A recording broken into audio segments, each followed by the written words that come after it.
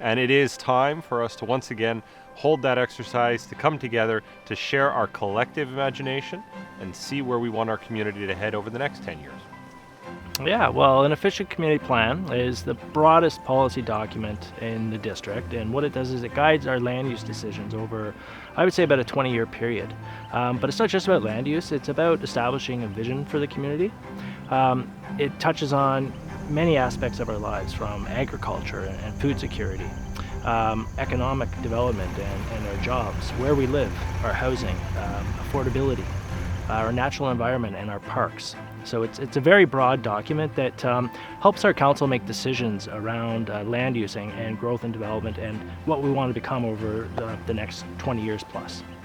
So your voice matters and your input matters. We gain the knowledge about the community mood by everyone participating, and so that's really our goal here. We need to hear from people that often don't get involved in these types of considerations and discussions around future growth and development.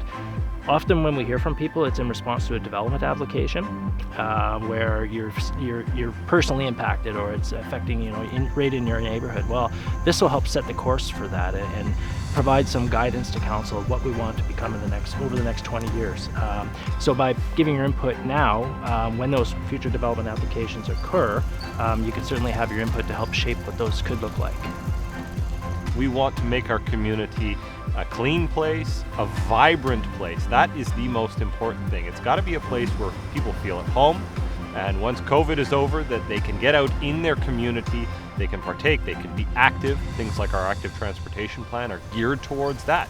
We want people biking, using the trails, and getting out in the community and being with each other. We're trying to provide a variety of ways for people to get involved in the project and provide their input to us. So one example is we have a community conversations toolkit where this will be available on our website, and you can download it or print it off and have a conversation at your dinner table around the OCP project. What's important to you in this community? You can have a conversation with your children, your grandparents, your friends, and your neighbors, social distancing obviously, and provide that feedback to the district. Engagement with our First Nations is paramount to this process. This is their traditional lands, and we are one community in Central Saanich here, so engaging them through this process and hearing what their goals and aspirations are over the next 20 years and beyond is such an important aspect of this project. I know that there's many people who have struggled a little bit to have their voices heard. Some have found really creative ways, and we appreciate that during this pandemic, but post, we need to leverage both in-person and digital engagement so that we get as much of the vision as we can, again, to inform the collective imagination and the vision going forward in what I call our community plan.